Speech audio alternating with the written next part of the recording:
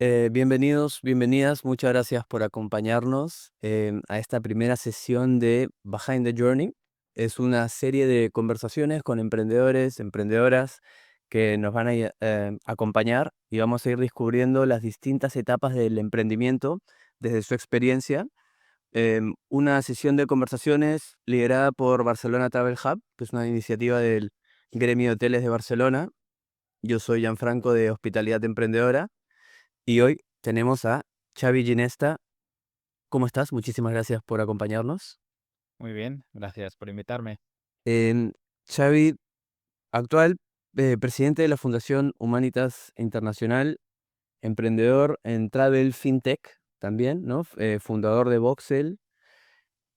Actualmente también creo que Business Angel, por lo cual seguro que tendremos distintas perspectivas desde tu experiencia.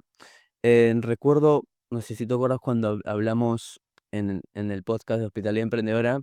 Tú nos comentaste una frase que a mí me quedó mucho, que era acerca de que tú querías crear una empresa que, más allá de ser un best place to work, era un best place to grow, Ajá. el hecho de crecer dentro de la empresa.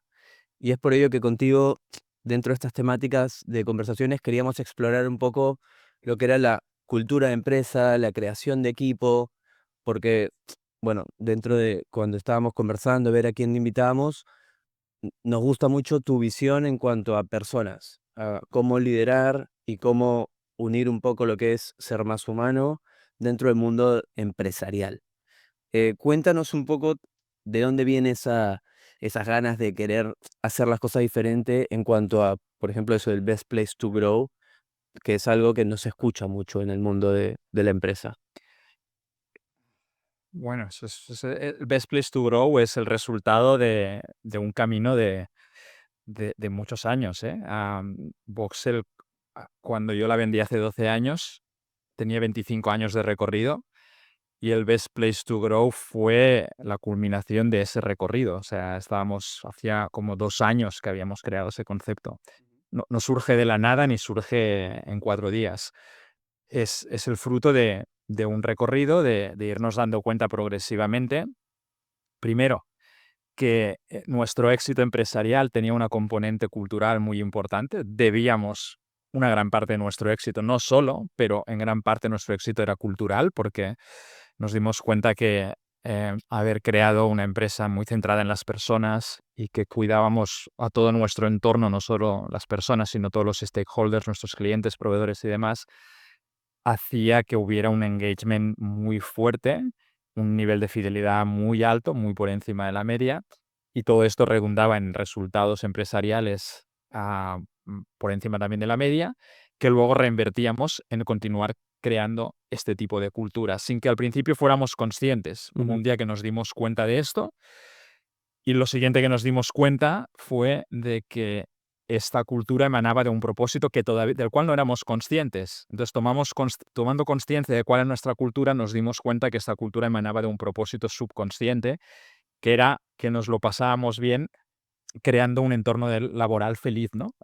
Nos gustaba, disfrutábamos, vibrábamos con el entorno de trabajo que teníamos y poco a poco nos fuimos dando cuenta que lo que hacíamos no era trabajar en sentido estricto, ¿no? Que el concepto de trabajo, que como algunos sabréis, viene del latín tripalium, que es un instrumento de tortura que se aplicaba a los esclavos, ¿no?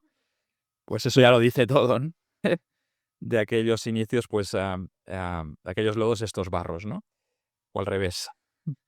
La cuestión es que nos dimos cuenta que el trabajo, pues, ser feliz en el trabajo es mejor que ser infeliz en el trabajo, pero que la idea de ser el mejor lugar donde trabajar, porque de hecho nos presentamos a esta especie de concurso y quedamos los primeros de Cataluña, terceros en España, 2 años consecutivos, o sea que éramos un lugar donde la gente era feliz trabajando, pero si entendemos el trabajo como una forma de esclavitud, ¿no? Que está vinculada al hecho de hacer algo que no te gusta a cambio de dinero para poder sobrevivir, pues si el trabajo es eso, etimológicamente es eso, hacer algo que no te gusta a cambio de dinero para sobrevivir, pues ser el mejor lugar donde trabajar no está muy lejos de ser la mejor galera donde remar, ¿no? Es como ser un lugar donde la esclavitud se tolera, ¿no? Pero no es lo que tú estarías haciendo si no fuera por el dinero, ¿no? Y ahí es donde nace el concepto de em, o evolucionamos la idea de felicidad en el trabajo, ya deja de ser en el trabajo, porque el trabajo por definición no es un lugar de felicidad, porque es algo que haces obligado, y nos preguntamos qué significa ser feliz, ¿no? De hecho, lo primero que nos preguntamos cuando decimos que la gente es feliz en el trabajo, en nuestra empresa, nos preguntamos, ¿realmente son felices? Simplemente por el hecho de que lo decimos y que nos presentamos a un concurso y sale que sí, que es... ¿Esto realmente quiere decir que la gente es feliz trabajando? ¿Que harían eso aunque no cobraran? ¿Aunque no necesitaran el dinero? Al final, decir que la gente es feliz en tu empresa porque lo dices es como decir que que las gallinas que han puesto los huevos que te has comido esta mañana eran felices porque lo ponía en la caja, ¿no? No está tan claro, ¿no? Habría que preguntarles de verdad. Y cuando los preguntas te das cuenta que no saben lo que es la felicidad porque todo el mundo te da una respuesta diferente, todo el mundo entiende que la felicidad es una cosa diferente, con lo cual dices, ostras, pues es complejo que todo el mundo pueda ser feliz si todos piensan que la felicidad es diferente. Y ahí vemos que la felicidad no es algo que se consigue en el exterior, sino que emana del interior, empezamos a darnos cuenta de esto y de que el crecimiento hacia el exterior no tiene sentido si no te conoces, si no te conoces a ti mismo, ¿no? Ahí tiene que haber primero un crecimiento interior que te conecte con tus raíces, con lo que tú eres, con tus talentos naturales, con lo que a ti te gusta, con lo que a ti realmente te hace feliz. Y desde ahí, desde esa perspectiva interior, puedes impulsar un crecimiento exterior. Y ahí es donde decidimos saltar de la idea de ser el mejor lugar donde trabajar a ser el mejor lugar donde crecer, ¿no? En inglés eran las siglas estas que quedan muy bien, ¿no? De ir saltar del best place to work al best place to grow, ¿no? Entendiendo el lugar de trabajo como un lugar de desarrollo personal, un lugar de desarrollo interior donde tú puedes sacar lo mejor de ti, expresarlo en forma de una tarea que está retribuida, que toma la forma de trabajo, pero ya no es un trabajo en sí, es una tarea que toma la forma de trabajo, que está retribuida, pero que en realidad es un propósito que conecta, o es una tarea que está conectada con tu propósito, ¿no?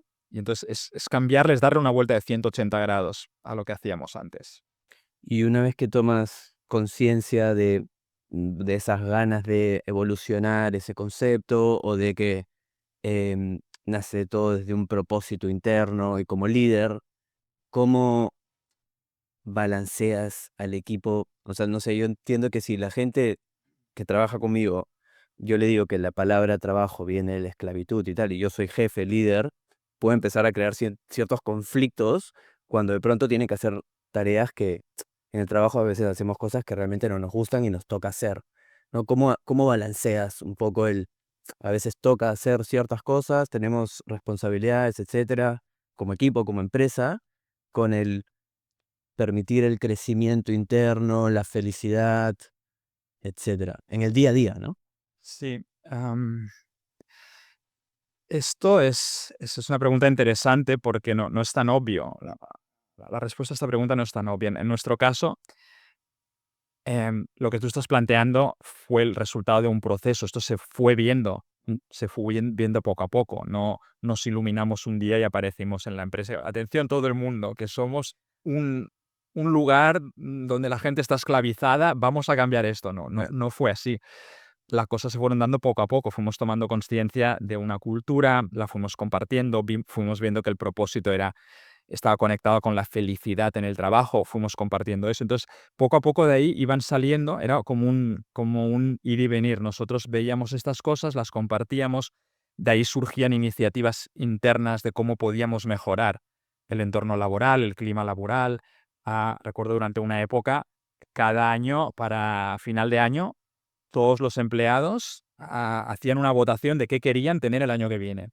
Y empezaron a salir sala de masajes, gimnasio, y nosotros íbamos haciéndolo todo, hasta que llegó un día que no sabían qué pedir porque ya tenían todo lo que tenía sentido lo habían pedido y se les había dado, ya no había nada que no fuera una frivolidad que no existiera, ¿no?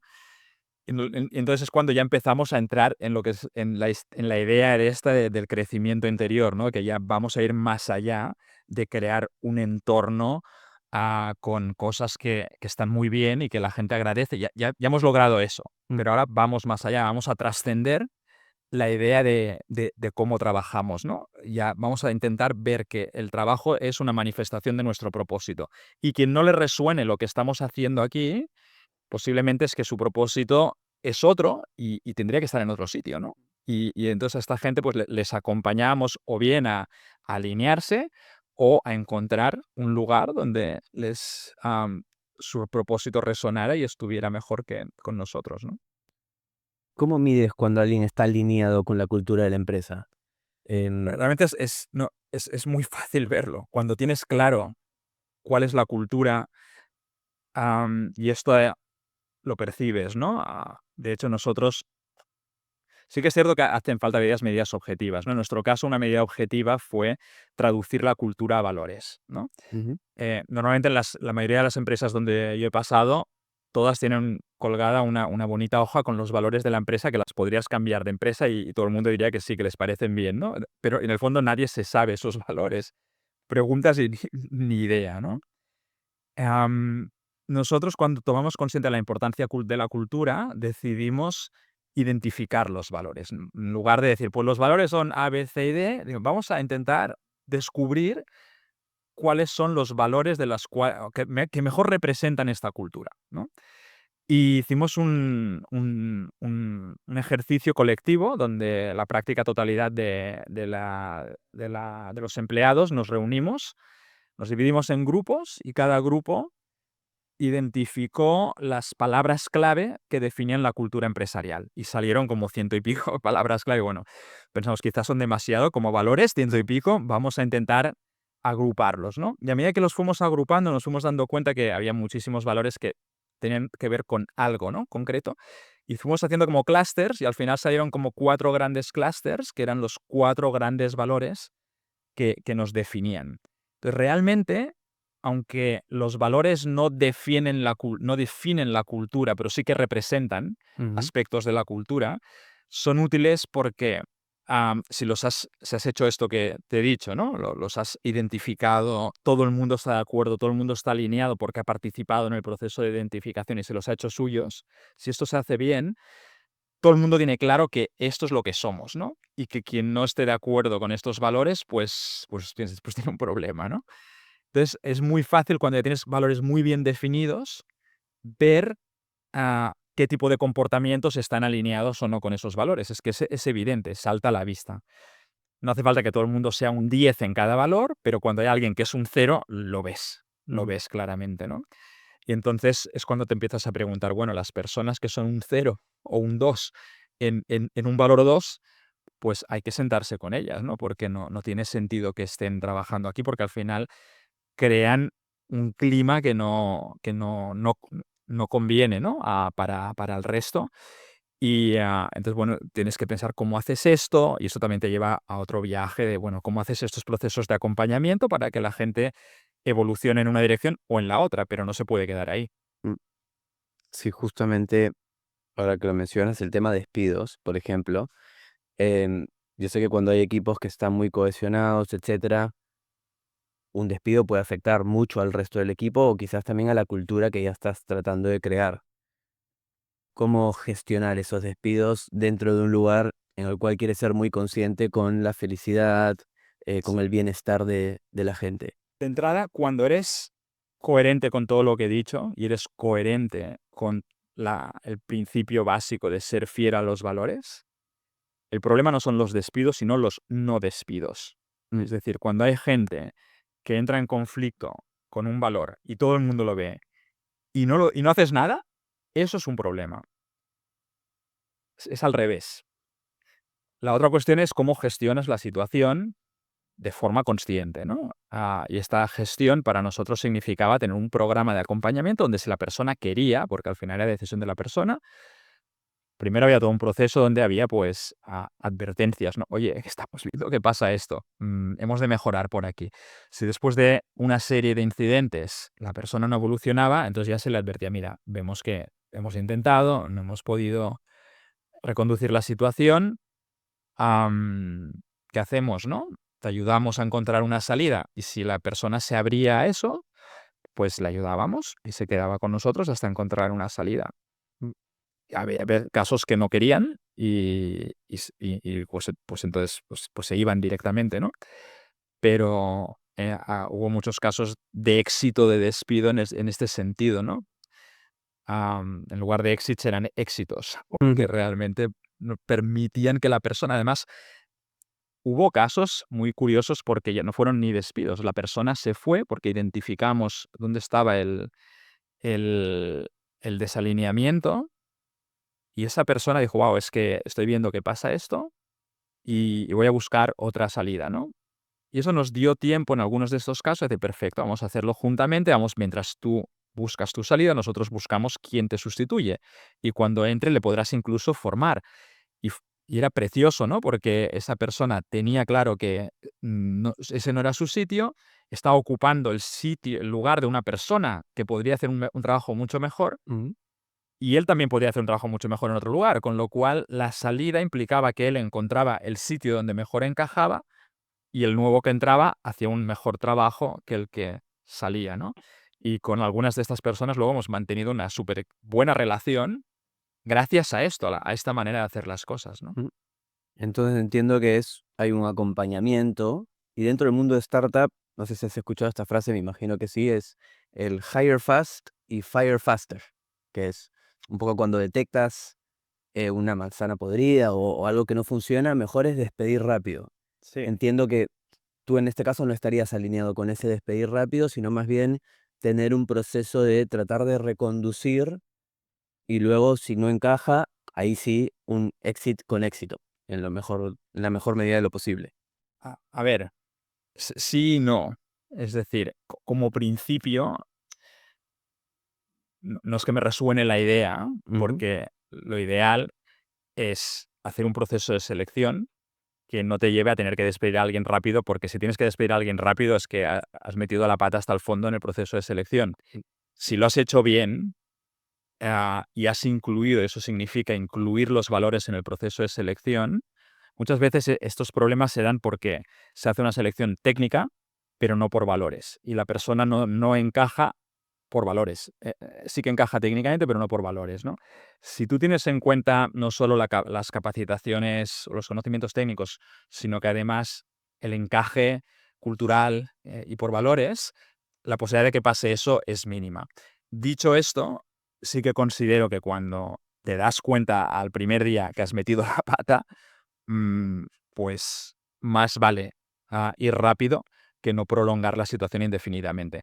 Estos casos de los que te he hablado tienen mucho sentido cuando es con personas que o ya llevaban tiempo en la empresa y tú has hecho esta transición y te encuentras con que esas personas no encajan, o bien personas que también se da el caso, que, tienen cambios en su trayectoria, la empresa crece en una dirección, ellos crecen en otra y de pronto lo que antes encajaba hoy ya no encaja. Esto también pasa.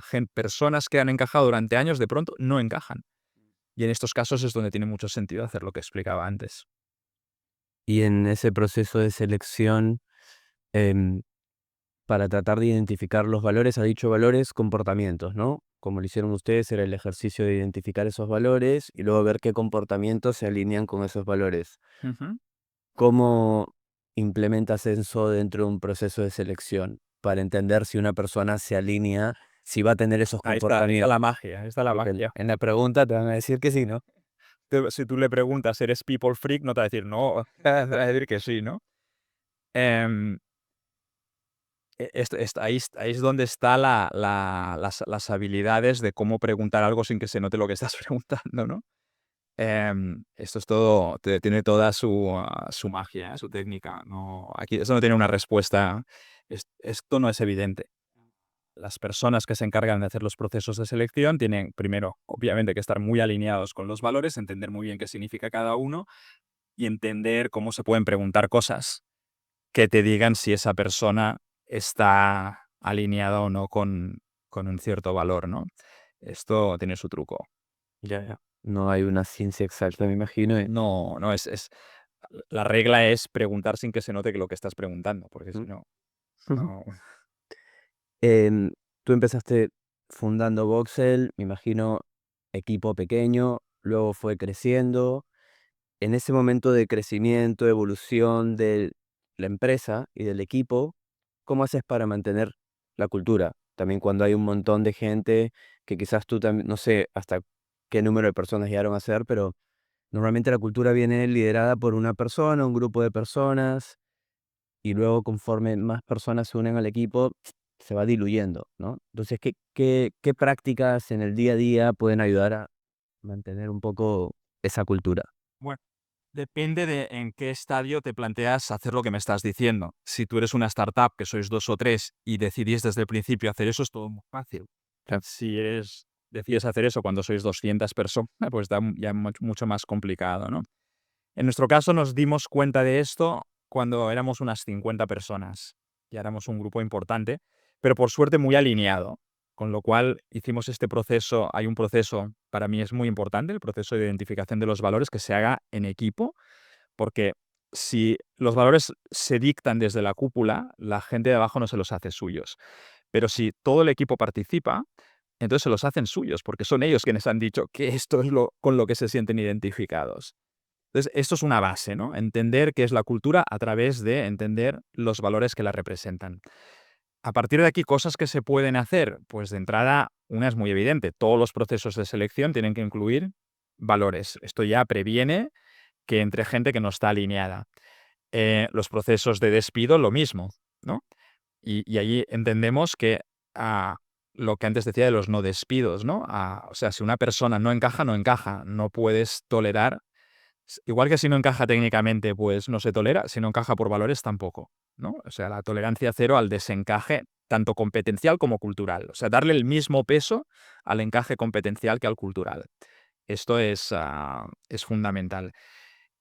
Luego hay cosas que se pueden hacer, como por ejemplo, en nuestro caso teníamos 4 valores, pues era muy fácil para nosotros tener cada trimestre lo dedicábamos a vivir un valor, ¿no? Entonces parábamos todo, parábamos máquinas una vez al trimestre, un viernes por la mañana, y nos pasábamos ese viernes pues revisando cómo había ido el trimestre anterior, planificando el trimestre siguiente y viendo desde un punto de vista cultural cómo íbamos a vivir el valor que tocaba el próximo trimestre, ¿no? Y qué acciones se iban a hacer para fomentar que la gente viviera ese valor.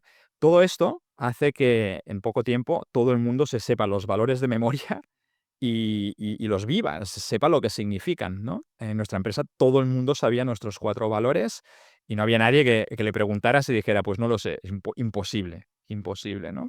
Entonces, este tipo de cosas son para nosotros, esas técnicas fueron muy útiles para que la cultura no se perdiera, ¿no? Para que todo lo que hacíamos siempre estuviera alineado con la cultura. Cuando teníamos que tomar decisiones de cualquier tipo, siempre mirábamos el encaje cultural. Hicimos proyectos que salieron de Voxel y que se fueron de Voxel, dejaron de ser de Voxel, por ejemplo, y no tenían nada que ver con el negocio de Voxel. El más emblemático de todos fue el Festival de la Consciencia, que se continúa celebrando en Barcelona cada año, y ya no es de Voxel, pero lo lanzó Voxel en su primera edición y desde ahí pues ya tomó ya vida propia y ya no Voxel participa, pero es una más de las decenas de empresas que también colaboran, ¿no? ¿Cuándo es el Festival de la Conciencia? ¿Puedes decirnos y de qué va? Porque Sí, siempre es en julio, es el segundo fin de semana de julio. Y de hecho ahora ya empieza a ser bastante popular en Barcelona porque durante toda la semana del festival, aparte del festival en sí, se hacen actos en diferentes zonas, en diferentes espacios emblemáticos de la ciudad, como la casa, en Casa Batlló, en La Pedrera, bueno, en diferentes espacios. Y durante el año también. Ahora, por ejemplo, esta mañana yo vengo de Casa Batlló, que se ha hecho un breathwork. Los viernes, perdón, los martes y los jueves se hacen sesiones de breathwork en Casa Batlló que están coorganizadas por el festival. Es decir, cada vez el festival se está extendiendo, está dejando de ser un festival de 3 días, está siendo casi como un movimiento, ¿no? De hecho, ya tenemos incluso previsto hacer el festival en México de aquí 2 años, o sea que se está expandiendo. bien, es Mm. buenísimo el festival. Yo estaba ahí y me gustó mucho. Sí, es especial, es especial. Has mencionado algo acerca de competencias de las personas, ¿no? La competencia, cultura. ¿En algún momento te tocó poner sobre la balanza, dejar a alguien ir que era un top performer, alguien que en competencias era muy bueno o muy buena, pero no encajaba en la cultura y lo has hecho? O sea, ¿le has dado ese peso a la cultura? ¿Toca? O a veces dices, mira, es que esta persona es un Sí, crack y sí, sí, y recuerdo un caso que fue muy duro, precisamente por eso, porque era tan competente a nivel técnico como incompetente a nivel cultural. O sea, era un crash cultural brutal y se estaba generando un conflicto importante dentro del departamento de informática porque la gente, no podía comprender que esa persona estuviera allí. Es curioso porque esto sucede como un año después de que hiciéramos todo lo de los valores. Esta persona llevaba muchos años y nadie nunca se había quejado, pero fue cuando pones de manifiesto los valores que se hace evidente que esta persona no encaja por valores. Hasta entonces se la toleraba. Esa forma de ser, estridente, que generaba mal rollo, que nadie aguantaba, se toleraba porque se comprendía el rol tecnológico que jugaba ahí dentro. Cuando se hace todo el proceso de los valores y se ponen de manifiesto y se dice que tolerancia cero al no encaje por valores, la gente empieza a decir: "Pero este tío, ¿qué hace aquí? ¿Cómo puede ser?". Hicimos todo lo posible durante un año para salvarlo, ¿no? Pero es que no fue posible y al final se lo tuvo que dejar marchar y fue muy duro porque era estaba en lo más alto del departamento de informática. mm. Y ustedes conforme han ido creciendo, entiendo que también traen gente con una mentalidad más corporativa por ahí, porque cuando eres startup, el equipo tiene otra mentalidad, ¿no? O el primer equipo que contratas lo necesitas también con otras aptitudes, etcétera, otra actitud. Y luego cuando traes gente con mentalidad más corporativa, ya está creciendo la empresa. ¿Hasta qué punto ahora mencionaste 50 cuando hicieron el tema de los valores? ¿Hasta qué tan grande llegó a ser Voxel antes de que Pues saliera? 200 y poco. am, lo bueno es que creo que nunca perdimos la mentalidad de startup. Esto sí, sí, yo creo que no la perdimos nunca y eso posiblemente tiene que ver con que nadie de los que fundamos Voxel ni de los que entraron en la primera oleada, que luego terminaron siendo los cargos directivos de la empresa, o sea, había hecho un programa de administración de empresas o MBA o nada, nada parecido. Entonces, como todos éramos técnicos, no teníamos ni idea de negocios y esto fue, fue nuestra suerte, ¿no? Porque no seguíamos el manual, sino que seguíamos la intuición. Hacíamos las cosas pues por intuición y por eso teníamos un propósito que no tenía nada que ver con el negocio, por eso pues durante no sé cuántos años nunca hicimos un presupuesto. Íbamos allá a tumba abierta, las cosas iban bien y nosotros íbamos. Nos gastábamos prácticamente cada año lo que habíamos ganado al año siguiente en, pues, reforzar la cultura, crecer y demás, sin preocuparnos nada. Y entonces, bueno, esto hizo que tuviéramos siempre esta mentalidad startupera, ¿no? Y de esa inconsciencia un poco o desconocimiento de venir del mundo de empresas, tal, ¿hay algunos errores que se cometieron que dirías, uy, quizás ahí sí pudimos ser un poco más prudentes, o lo harías igual? Es posible, pero nunca me he parado a pensar: "Mira, esto lo cambiaría", ¿no? Seguramente que algunas cosas cambiaría, pero en realidad, si el precio que tuviera que pagar hubiera sido dejar de lado la intuición, no cambiaría nada, porque es posible que hayamos cometido algún error, pero justamente esto que tú llamas inconsciencia, que es decir, oye, vamos aquí un poco como sin pensar demasiado, te das cuenta que así es como funciona la naturaleza, ¿no? En la naturaleza no hay project managers ni nada y va bastante bien, ¿no? Entonces, en las empresas intentamos tenerlo todo súper controlado y no van tan bien como la naturaleza cuando te pones a mirar, ¿no? Y te das cuenta que cuando te dejas guiar por la intuición, que no es una forma de pensar racionalmente, sino que es un poco fluir con, con lo que tú eres, ¿no? ¿Qué es lo que sientes que se tiene que hacer? Que muchas veces entra en contradicción con lo que te dice la mente, y si además has estudiado un manual que te dice cómo tienen que ser las cosas todavía más, ¿no? Pues si tú te dejas llevar, te das cuenta que las cosas no van mal, ¿no? Y si, no sé, haciendo las cosas así, fuimos el mejor lugar donde trabajar en Cataluña. 2 años seguidos. ¿Y porque dejamos de presentarnos? Porque dijimos que ya no queríamos ir a un lugar de trabajo, sino un lugar de crecimiento, porque si no, seguramente habríamos seguido igual. Pero, pues, haciendo las cosas así, la gente está feliz el negocio nos va súper bien y todo es genial, pues, tenemos un manual que no es el de la escuela, pero funciona, ¿no? ¿Hicieron algún manual después? No, llegamos a... ¿Y era seguirlo ahora? Sí, no, pero no, es que creo que no hay manual, ese es el tema. El manual es seguir la intuición, porque cada empresa tiene sus propias particularidades, un modelo de negocio es diferente del otro y al final todo tiene que estar engranado, ¿no? La cultura tiene que estar engranada al negocio. En nuestro caso, descubrimos que nuestro propósito era generar felicidad laboral, ¿no? Pero bueno, pues puede haber otros propósitos que sean igual de elevados o mejores y que también estén engranados con esa cultura. En nuestro caso es que nuestro negocio, vamos, no era muy inspirador, ¿no? Era factura electrónica, el sector turístico, no es que sea, wow, ¿cómo me inspira esto?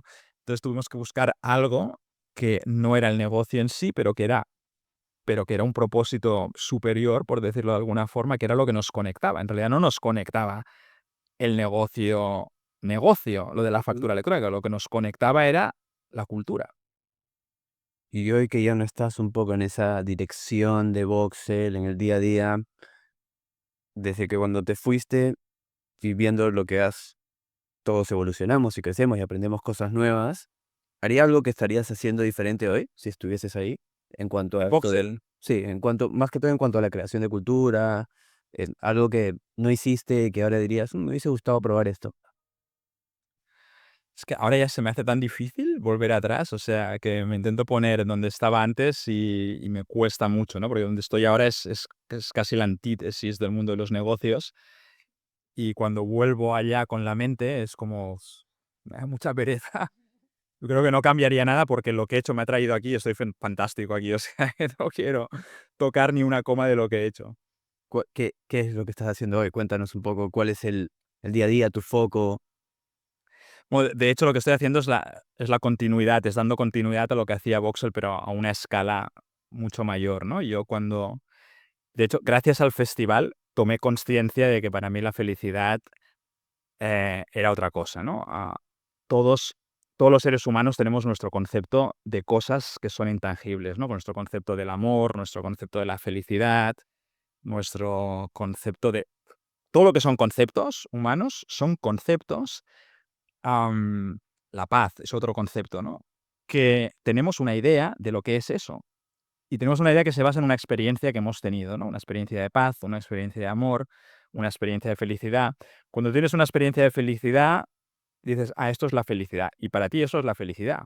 Aunque sea una mierda de experiencia, para ti eso es la felicidad, porque es lo máximo que has logrado, ¿no? Claro, yo a través de los negocios descubrí la felicidad del éxito, ¿no? Y es, pues es excitante, está muy bien, el bienestar que te da tener éxito en los negocios, el bienestar familiar, todo lo que te da está muy bien. Pero luego en el festival descubrí otro tipo de felicidad que era superior y que era totalmente opuesta a la que descubría o había descubierto con los negocios, ¿no? En el festival yo me di cuenta que algo que yo hacía no por dinero, sino porque sentía que lo tenía que hacer y porque me gustaba, y que me costaba dinero, porque me costó bastante dinero el festival hacerlo, no se cubrieron gastos y los puse de mi bolsillo. Y yo descubrí ahí que ver a toda esa gente feliz, recuerdo la primera edición del festival, el ecstatic dance del closing, había como 2000 personas allá bailando en éxtasis, ¿no? Y yo recuerdo que yo llego allá, viendo, hostia, no puedo creer, no puedo creer que me he gastado aquí, no voy a decir ni la cifra, pero me había gastado un pastón. Y solo se había recuperado una pequeña parte con las entradas, y recuerdo que yo estaba como muy frustrado porque digo: "Ostras, no puede ser que yo he montado una empresa de éxito y ahora no puedo montar un festival de 2 días y que tenga éxito, financieramente hablando". Pero yo estaba midiendo el éxito financiero, ¿no? Y ahí me doy cuenta, digo, bueno, yo ya digo, perdidos al río, me meto en el ecstatic dance, si va a ser el ecstatic dance más caro de mi vida, pero yo esto lo disfruto aquí, vamos, como no veas. Y, y sí, sí, me metí allá adentro y ahí hice un cambio de chip. Empecé a ver las caras de la gente rebosantes de felicidad, que se lo estaban pasando increíblemente, además sin alcohol, que eso también es novedoso en un festival. Y de pronto digo: "Guau, guau", empecé a sentir algo que me subía una emoción fuertísima, que me entraban como ganas de llorar, y sentí la felicidad de haber hecho eso posible. O sea, la felicidad de estar dando a los demás era mucho más fuerte que la felicidad de estar recibiendo una compensación económica a través de un negocio exitoso, ¿no? Y ahí me quedé como, wow, me quedé en shock porque realmente esa forma de felicidad era más genuina, más próxima para mí era un concepto de felicidad más elevado, ¿no? En la segunda edición del festival esto fue a más, porque ya no solo lo experimenté yo, sino que empecé a ver que los voluntarios, me encontré, recuerdo la anécdota de una voluntaria que me vino a decir, de hecho, era una trabajadora de Voxel tenía un puesto elevado, tenía un muy buen sueldo, y le había tocado ser voluntaria, se propuso de voluntaria y le tocó, pues, básicamente barrer el suelo, ¿no? Y me vino, oye, que te quiero decir una cosa. Yo pensaba, ahora se viene a quejar de que le hemos dado el trabajo ¿no? Y yo ya digo, bueno, sí, perdona, pero es que mira, no. Y dice, no, no, no, sí, te quiero dar las gracias. Yo, ¿las gracias? Y dice, sí, sí, te quiero dar las gracias por la oportunidad de dejarme participar barriendo el suelo. Y yo, pues, ¿cómo? Yo, ¿cómo? ¿Qué has dicho? Dilo de nuevo. Entonces ahí me di cuenta de que para las personas el concepto de trabajo, cuando quitas la obligatoriedad de hacerlo y lo haces porque en realidad estás resonando con el propósito de aquello que estás haciendo. Para ella no estaba barriendo el suelo, estaba haciendo posible el festival. ¿Sabes? Ella se sentía que estaba haciendo el festival, barriendo el suelo u otra cosa, pero eh, lo que le resonaba era eso. Entonces ella estaba feliz, se lo había pasado en grande y estaba súper contenta de haber podido hacer eso y me estaba dando las gracias por dejárselo hacer. Una persona que si le hubiéramos dicho, mira, te pagamos para que limpies el suelo de Voxel, el doble de lo que te estamos pagando ahora, y dice que no, porque no. Y en cambio eso lo hacía gratis, ¿no? Entonces ahí me di cuenta de que empecé a entender lo que te explicaba antes, ¿no? De que los conceptos que tenemos los seres humanos de cosas como la felicidad, la paz, el amor, etcétera, se basan en nuestra experiencia. Y ahí, cuando yo me doy cuenta de esto, digo, wow, esto me apasionó, ¿no? Empecé a sentir una atracción muy fuerte por seguir este camino. Vi que Voxel había sido el vehículo con el cual yo había transitado ese camino hasta ese momento, pero ahí ya veo que si quiero ir más allá tengo que desprenderme de ese vehículo porque se me ha quedado pequeño y aprovechar venderlo y lo que me den con él, comprarme uno nuevo, ¿no?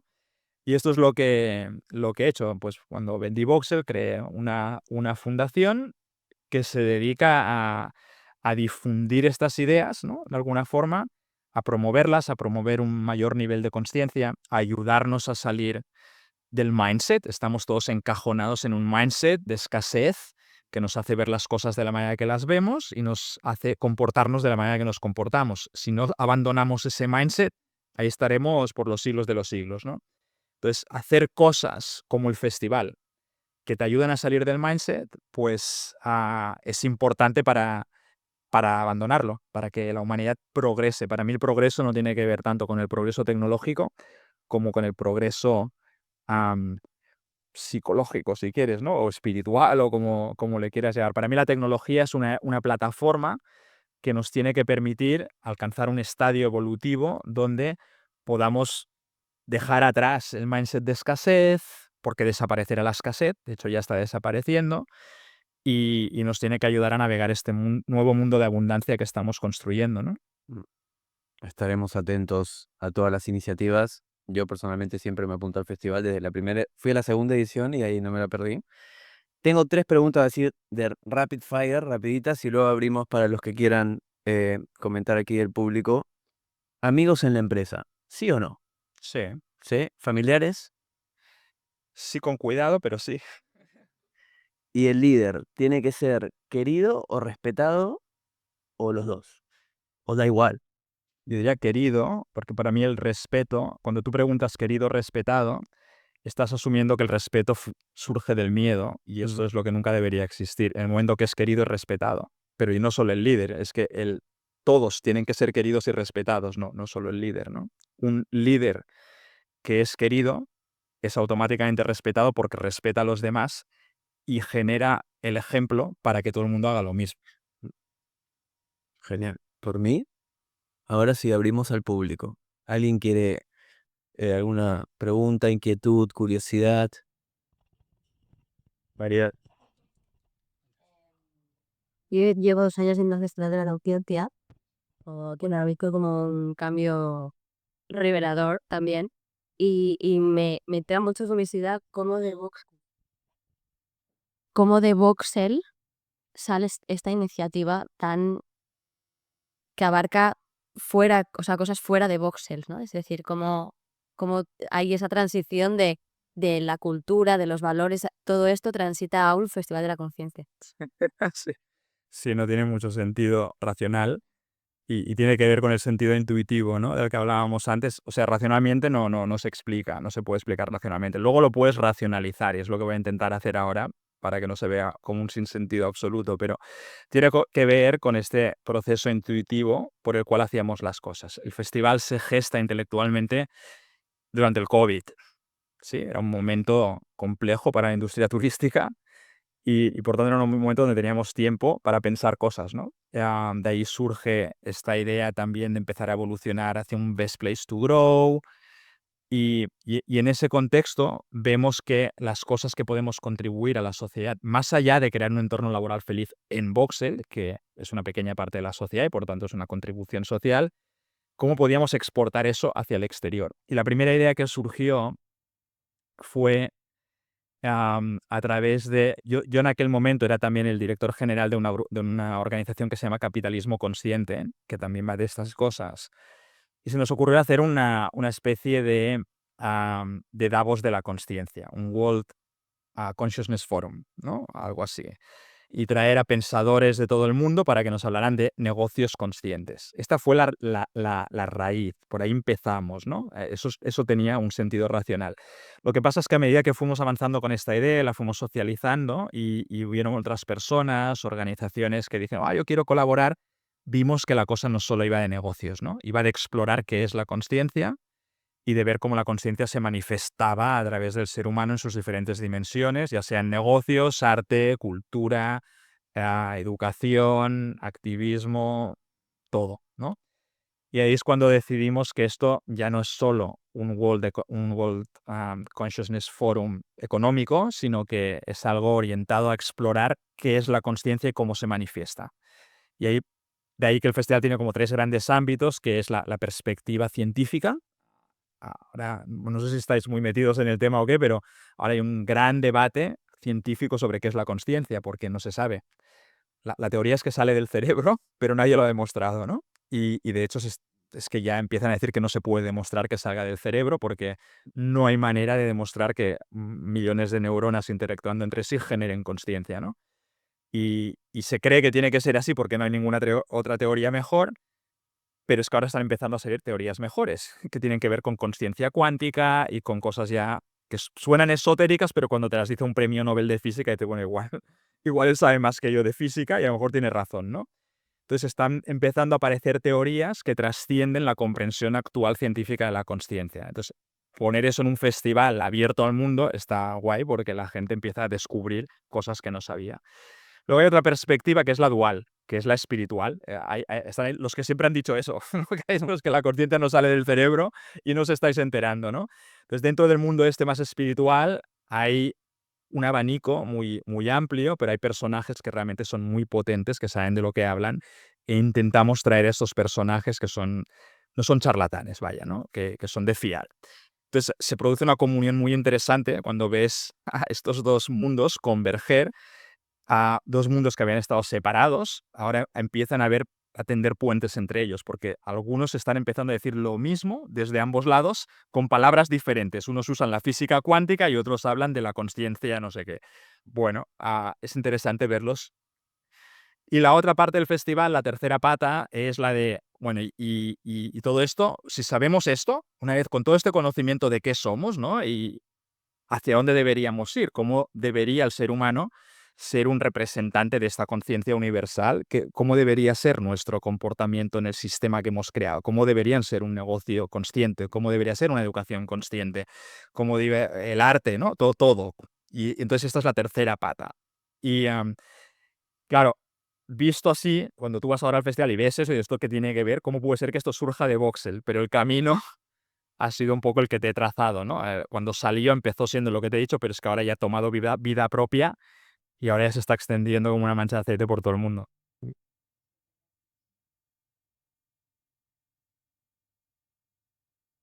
Hola, ¿qué tal? Em, bueno, en algún momento comentaste sobre ese salto que dieron de cumplir con todos los pedidos banales que tenían en el equipo a pasar a un desarrollo interno de las personas. Em, ¿Cómo comenzaron y qué recomendaciones le darías a una startup que quiere empezar a dar esos pasos? A mí personalmente lo que me imagino es algo, me imagino pidiéndole a los ingenieros que hagan una meditación o algo por el estilo, lo veo un poco difícil, pero bueno, me imagino que serán desafíos que ya han pasado. En una startup es mucho más fácil. Cuando nosotros empezamos a hacer esto ya éramos casi 200. Era mucho más difícil. Entonces, bueno, lo que hicimos fue proponerlo. Digo, bueno, esto va a ser un camino porque la gente entiende muy bien el concepto de ser feliz en el trabajo. Esto todo el mundo lo compra. Venga, que queremos gimnasio, queremos tal, queremos... Eso todo el mundo lo entiende muy bien. Entender que eso no es la felicidad verdadera ya no se entiende tan bien. Y entender que para hacer eso tienes que hacer un proceso de autoconocimiento, de conocerte, de entenderte a ti mismo, de saber lo que te gusta realmente, lo que te hace feliz, eso lleva trabajo. Lo otro no lleva ningún trabajo. Me gustaría tener tal, perfecto, aquí lo tienes. Eso no lleva trabajo y todo el mundo lo entiende. Lo otro es más complejo. Y por tanto ya entendimos que teníamos que hacer un proceso interno de ir insertando este tipo de conocimientos. La verdad que esto, cuando se empezó a gestar esta idea, ya éramos conscientes de que llevaría tiempo y el proceso este no culminó porque la empresa se vende hace 2 años, cuando este proceso estaba pues a medias y no se terminó de hacer, la verdad, porque luego pues el comprador no, bueno, se ha continuado, pero de aquella manera, realmente se ha perdido un poco esa inercia. Pero para contestar tu pregunta, las cosas que se pueden hacer cuando eres una startup y sois pocos, una de las principales que diría es justamente la que has dicho que no se puede hacer, que es la que yo hice con todo mi equipo directivo. Nos fuimos, no a meditar, no, hicimos un retiro de silencio durante una semana. eh, ¿Eh? Sin PC. Sin PC, sin móvil, sin libros y sin hablar. O sea, esto es lo que hicieron todos cuando lo propuse. Porque todos estaban además pensando, es que a ver, lo que necesitamos es hablar. No vamos a perder toda una semana sin hablar, es que esto es de locos, ¿no? Pero sí, dije, mira, confiad en mí, esto es la hostia, vais a ver. Y por suerte, en aquella época tenía una cierta credibilidad. La gente confió y nos fuimos pues 12 personas, todo el equipo directivo, con un maestro de meditación que era con quien yo había aprendido a meditar. Es Andrés Martín, vino al festival un par de años y está especializado en este tipo de grupos. Y no fue la semana entera, fueron desde el domingo hasta el jueves, creo, 5 días, una cosa así, no está mal. Y, y fue muy curioso porque algunos iban con la ilusión de a ver qué pasa, otros iban con, tengo que ir aquí. Yo no obligué a nadie, pero la gente pues se sintió como que tenía que ir, ¿no? Y fuimos todos. Y el primer día, pues claro, la gente que no había meditado nunca le costaba, porque o sea, te tiras 7 horas al día meditando, ¿eh? O sea, vas haciendo una sesión de 1 hora, paras, otra hora y vas haciendo todo. Luego hay alguna charla, pero tú no puedes hablar, ni siquiera puedes, es que no puedes, no puedes hacer nada que no sea meditar o descansar o mirar el techo de la habitación, no puedes hacer nada. Y todo el mundo se rindió a hacer eso. Al segundo día ya había algunos que estaban ya rebotándose y de, a ver, oye, tío, no lo veían claro. Pero todo el mundo continuó, traspasaron esas resistencias mentales y claro, el cuarto día, cuando llevas 7 horas meditando el día, es que al final es que pones la mente en blanco y te quedas allá y estás en el paraíso. O sea, cuando no sé si alguno lo ha experimentado, cuando tú logras de verdad parar la mente y te tiras 1 hora con la mente, no es que esté en blanco, eres consciente, pero estás como observando la propia mente y ves que no surge ningún pensamiento. Estás ya, hostia, no sale ningún pensamiento. Eso es un pensamiento, de hecho, pero es lo único que piensas. Estás como mirando y flipas de que no surja nada y dices, wow, y además no me cuesta, qué pasada. Es increíble. La sensación es alucinante. Es que es una cosa. Total, que cuando terminamos el retiro, el instructor hizo proceso de salida del silencio, que consistió en primero agradecernos a todos, y lo hizo de la siguiente manera. Dice, mira, antes de empezar a hablar, nos vamos a poner en parejas, uno frente al otro, y os pondréis la mano, cada uno la mano en el corazón del otro, ¿no? El que está frente a ti, pues te pone la mano aquí y tú la mano en el corazón del otro, ¿no? Y os miráis a los ojos durante un rato, sin hablar, y mentalmente os agradecéis todo lo que os... Porque claro, son gente que ha estado colaborando años, ¿no?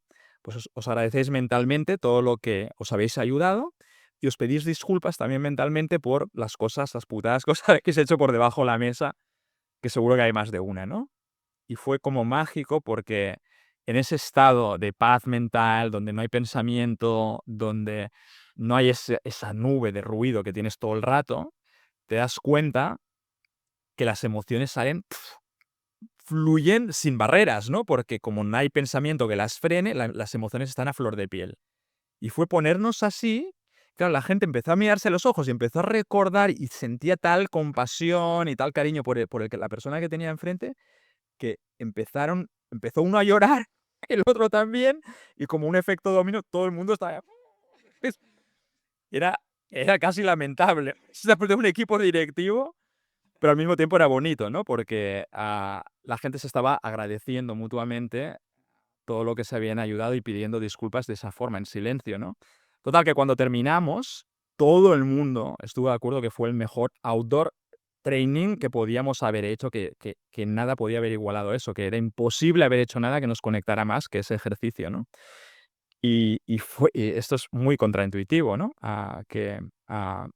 Entonces, esto es altamente recomendable, pero no te imaginas cuánto. O sea, la conexión que se genera compartiendo esos momentos de silencio o esos días de silencio con las personas con las que convives en tu entorno laboral es bestial. Nosotros introdujimos a partir de aquí cursos de meditación para no solo el equipo directivo, sino para todo el mundo, y fuimos avanzando en este tipo de cosas. También teníamos un círculo que llamamos el Círculo de Crecimiento Interior, donde nos sentábamos los que querían y hablábamos de estas cosas y teníamos charlas. Y todo el mundo podía participar y a veces traíamos a lo mejor a un maestro espiritual a que nos explicara su historia. Y bueno, es una manera de ir haciendo el camino. Bueno, muchísimas gracias.